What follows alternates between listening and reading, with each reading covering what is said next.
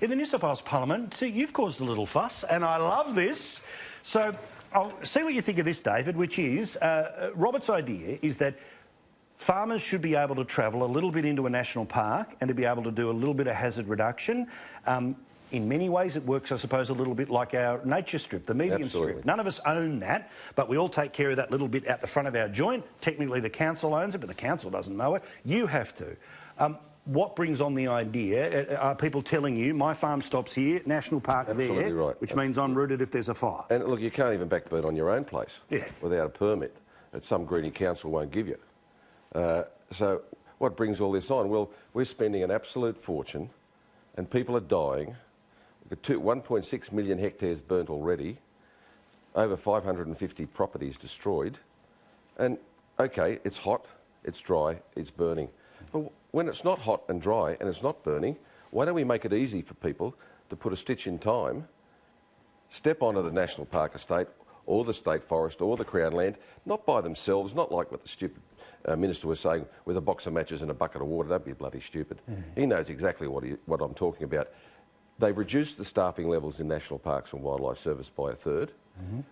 They should be able to work hand in glove with the Volunteer Firefighters Association guys and just go in and do this work. And I'm not talking about going and burning, 500 kilometres or 5 kilometres. I'm talking effectively a fire break.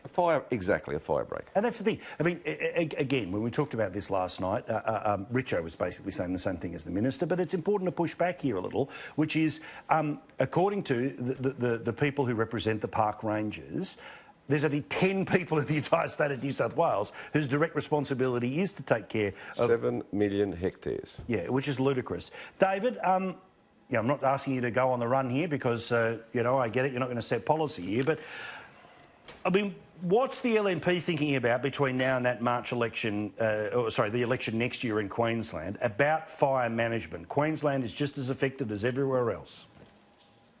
You bet we are, and to put it simply, the worst neighbour a farmer can have is often the national park. And the reason why is it's just not managed by governments the way it should be. Now I respect and understand what Robert's trying to do there, but at the end of the day, it's government that's got to take responsibility.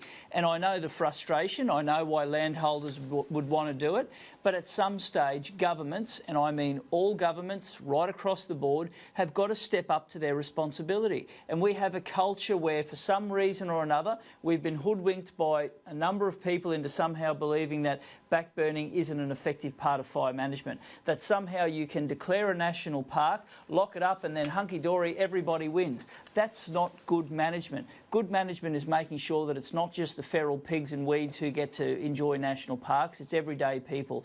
And the buck should stop with government.